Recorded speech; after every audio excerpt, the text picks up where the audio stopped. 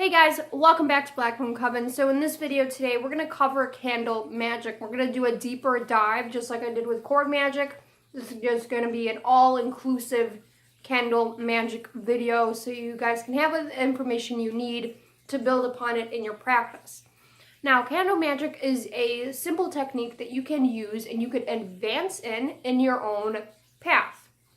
Now, when people say it's a simple technique, that doesn't mean it's a simple way of doing spells or anything like that. The technique is simple. The procedure and method that you use to cast your spells, you can build on it. You can make it more difficult, more experienced, however you want. But however, let's get into the video. First off, a little history lesson. So candles have been around since 3000 BCE, and since their creation, they have been used to honor deities, do ceremonial work, and that sort of thing. Candle magic can be traced back to ancient Egyptians. They used it for their dream work spells. So the ancient Egyptians really thought if you stared into a flame or a candle, you could see other people's thoughts, their dreams, their type of, inside their mind, basically. Ancient pagans really made candle magic popular. So, not saying that they invented candle magic, but that era and time, they really made candle magic and candle spells a thing, and the method that they used, we still use today. So they made it so popular that the Catholic Church adopted the method of candle lighting. So if you've ever been in a Catholic church, there is a sort of thing where you go up to a bunch of these candles, and you light the candle and you say your prayer or whoever you're praying for, and that's going to be kind of, the candle stays lit, and that's going to be kind of like you're saying your intentions. So it's kind of cool to see those methods kind of combine. So obviously it's not the exact same thing, but it's kind of similar, like too similar to ignore. So colors and candles. Color is important, but it doesn't have to be a factor, okay? So colors and candles state your different intuitions, your different things that you're going to accomplish with the spell, helps you focus your intention into the spell. Okay, so all colors mean something different. A white candle means love, peace, clarity, but it also can substitute any other color. Any other candle, white can substitute it. So say you have a candle or a spell for pink candles, blue candles, whatever the color is, and you don't have that. And you're like, oh crap, I can't do this spell. Wrong. Just get a white candle. Totally fine. You can substitute a white candle for any color. It's the clear quartz of candles. So black is the color of power, banishing, releasing, or decreasing spells. I use a lot of black candles just because I associate with that color a lot. Obviously, you could kind of tell. But it's the color of power and empowerment and strength for me. So I use that color a whole lot in my practice. I have a bunch of black candles that I use. Pink obviously is for love, self-love, improving self-esteem. Red is for passion, lust, inner strength, and courage. Purple is enchanting, magical and physical powers and intuition. So purple is a very spiritual color. It's the color that we associate most with spirits. Blue is dreams, emotions, and peace. Yellow is intelligence and mental space. Orange is stimulating energy, both physical and mental. Green is prosperity and abundance, money and earth spells, obviously. Now, these interpretations, as you'd like to say, you can develop something different. So maybe a green candle to you doesn't really symbolize money so much as fertility. That's totally fine. You can do whatever you want to do. These are just kind of a little guidelines of people, of the majority of witches and what they associate candles with. Now, if like a blue candle doesn't really mean dreams or emotions for you and it means something else, that's totally fine. It's your practice. You do what you want to do. You do you as a witch. So moving on, types of candles. That is also very, very, very important. So this will vary on the type of spell you're trying to accomplish. So of course there is different spell times that you want to kind of sync up to. So there are tea lights, which are those little itty bitty little candles, the ones that I like to use a whole lot because A, they burn down really quickly. You don't have to sit by the candle all day hoping that it burns down so you could leave the house. And they're really, they come in all variety of colors, but white is obviously prominent and they're cheap. So that works out really well. But tea lights can burn up to 3 to 4 hours. So give yourself about 4 hours to do a spell. Yeah, it takes that long. Candle Magick, depending on the spell and depending on your personal preference, most of the time the candle has to burn down all the way. Most of the time. And I'll get to that too. So, taper candles. Those are long, skinny ones. So they burn 1 inch per hour. So take the candle, measure it, and if it's 12 inches, it's going to burn for 12 hours, and so on. Votive candles, those are those short, stubby, fat candles. 4 to 6 hours, depending on the wax quality. So that goes for all these. If they're made out of soy wax, it could be double the time.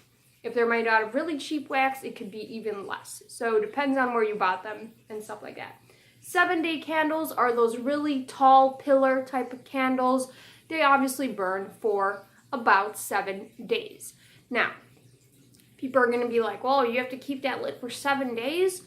Not necessarily. You can blow it out and then relight it. It depends on what the spell calls for. So, Candle Magick, simple steps. 1, choose your supplies. So, candle, herbs, crystals, anything you incorporate in your spell work. Obviously, a candle is going to be in the center of all of this. But you can, add to it some herbs. You could anoint the candle with oils or do whatever you want. Number 2, prepare your workspace. So this is a very important step. You're working with an open flame. Make sure nothing can catch fire while the candle is burning. Never leave the candle unattended. Make sure you have a candle holder. Very important rules.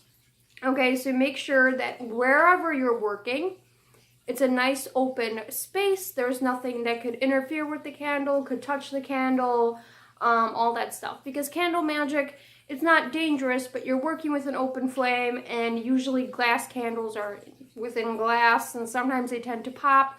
So just really make sure that no pets could get by it, no small children. Your hair, really pull your hair up. Drapes, anything that could catch on fire, make sure it's out of the way. Number 3, prepare your candle. So, you can dress your candle by carving symbols into it, wrapping with ribbons, or anointing with oil, putting stones in it, whatever you really want to do. You don't have to do this step if you really don't want to, but that's kind of like an added extra step to make it more of an experienced candle spell. So you could just tie a little ribbon around it, or, maybe put a little crystal into the actual container. Carve a symbol onto it, carve a sigil onto it, whatever you want to do. Now, step 4, obviously light your candle. So matches, lighter, herbal stems, find a method that works for you. So it doesn't really, quote unquote, matter what kind of lighting technique you use. A simple lighter will do perfectly fine. It'll do the same thing as matches or anything else. Some people like to use herbal stems only. Some people like to use only hemp wicks to light their candles. It's completely up to you. A lighter is fine. It's totally fine. It doesn't have to be blessed with anything or any type of thing like that. It's, it's your spell, and you're just lighting the candle. So the lighter itself, or the method that you light the candle, doesn't have to be so ceremonial, symbolic, unless you want it to be. So, number 5, focus on your intention while the candle burns. So you can meditate, daydream, or even chant about your intention while staring at the flame. Visualize what your spell is going to accomplish. So, I'm not saying you have to sit there the whole 3 to 4 hours for the tea light to burn, but at least when you light it, stare into the flame for 20 minutes, whatever, 10 minutes, however long you think really puts your thoughts into the spell. And then you could leave the candle by a window or on the table, somewhere where it is in sight, so you don't leave it unattended, and somewhere where you could keep coming back to it and like, okay, it's kind of working, the spell is, happening. So really just focus on your intention. Chanting it in your head really works for me. So say I want to do a prosperity or money spell. So, start chanting whatever your incantation is, or you could just be like, I will have more money. I will have more money. I will have more money into the candle. So then it melts down, it seals all the ingredients together, and it seals your spell. So number 6, blow out the candle or let it burn. It's a controversy in magical study and in witchcraft, like with everything else, because everyone does it differently. Now, so fire is really, really sacred in a lot of different paths, including my own. However, blowing out the candle is perfectly fine with me because I feel like in my breath and when I blow out the candle, I'm really putting my intentions into it. So sometimes a spell will be like, okay, burn the candle all the way down. Sometimes it'll say blow it out, halfway through or whatever else. Candle magic is very interpretive to whatever you want it to be. So there is no right or wrong way except that you have to use a candle and you have to light it and state your intention. And that's basically the basis of candle magic. So to blow it out or to not blow it out, that's completely up to you. If you don't want to blow it out, there is safe ways to do that. And if you do want to blow it out, that's completely up to you. If you don't want to actually blow out the candle, there is candle snuffers, so you could do that in a more ceremonial type of way if you choose. So again, that depends on your practice. Some would just feel it's wrong to blow out a flame. However, the breath of a witch is really powerful, and it could be seen as a release of your intention to the universe. So when the candle blows out, the smoke goes up, it kind of says that, okay, they get the message kind of thing. So number 7, dispose of your remains however you feel is natural to you. So some witches will go out and bury the remains or throw them in the river. However, be very careful because you are throwing away wax and, herbs and stuff like that. That could be toxic to the environment. So what I like to do is put them in a paper bag or whatever else, and then just kind of keep my spell ingredients accumulating. I put them in like a bucket paper bag thing. And then when I go to the woods, I will bury them, or if I can. Or sometimes, honestly, I'll just toss them. Just toss them with the paper bag and they will just sit there. I mean, the spell has done its course. You don't really need to dispose of the remains of the spell in a ceremonial way. However, that's my preference. A lot of witches will argue differently, but that's completely up to you. Now, I'm not saying go flush it down the toilet or anything, but, make a nice paper bag, a ceremonial bag, maybe put a sigil on it, just to kind of release the disposal, however it is. So, that's just kind of how I do. So, candle magic tips. These are just some little tips. Do not use the same candle for multiple spells.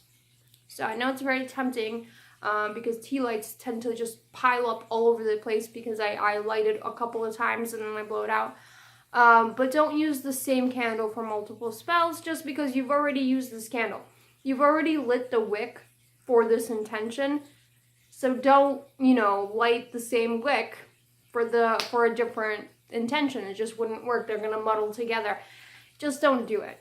Candles are really cheap, especially tea lights, extremely cheap. Go to the dollar store. There's you get a pack of 16 of them.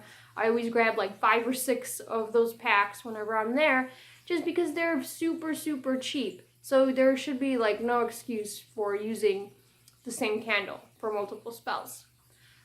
You can use the same candle for the same spell reoccurringly.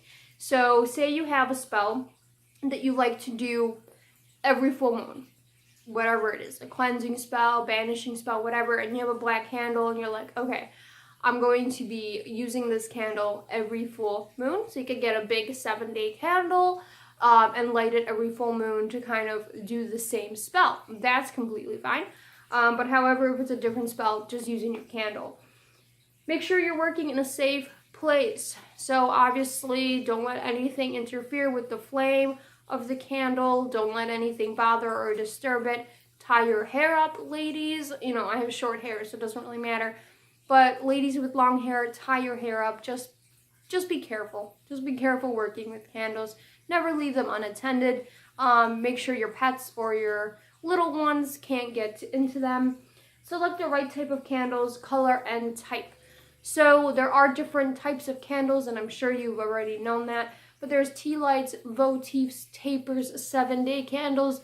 There's even like figure candles. There's a whole bunch of different candles, and you could buy them pretty cheaply online. Or please, I encourage you, go visit a metaphysical store, support fellow witches. So color and type obviously matter. We went through all the colors, but you could also just stock up on a bunch of white candles too and use white candles for all of your spells. That's completely fine. Take time planning out your spell. So write out your intention, your incantation, how you're going to dress the candle, gather all your ingredients, all your supplies, just really with any spell. That's actually a good guideline with any type of spell work. Take the time you need to, write the spell, gather all the stuff. So take a couple of days to actually do this so you're mentally prepared for the spell work that you're going to be doing. Sometimes a spell that is made in haste doesn't actually work out really well just because your brain's all jumbled and, it doesn't really work out. So just take the time to actually do the spell properly, do your research and everything else. Gather all your stuff together beforehand. Whatever feels natural to you, do it. So obviously in witchcraft, confidence is key, and that goes for any type of spell work ever you're going to accomplish or you're going to do. Confidence is key. So whatever feels naturally to you, do it. If you feel like you don't want to blow the candle out, don't do it. If you feel like it's totally fine and you're going to blow it out, go ahead and do that. If you feel like you want to use herbs or crystals with the candle, that's totally fine. If you don't want to dress it, that's totally fine. What I'm getting at is whatever feels comfortable and natural to you, you do it. Because that's going to make the spell so much more stronger. It's going to make it feel so much more of a natural thing and not something that, okay, you're doing step by step. It's going to seem like more of a natural energy type of flow. So that is it. Hope you guys liked my rambly, really long candle magic video. So if you're new here, join the coven and subscribe. Follow me on Instagram. I'm going to put that below. I still don't know how to do the tags because I'm old, but it's Black Moon Coven MP. Follow me on all the pagan and witches amino apps. And until next time, I will see you guys.